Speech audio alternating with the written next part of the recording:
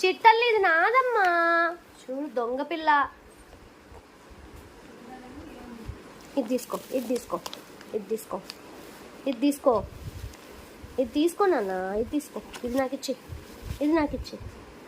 అమ్మయ్యా, మళ్ళీ చూసేసింది. నీకేం నచ్చిందే? ఏముంది ఇందులో? ఎందుకట్లా?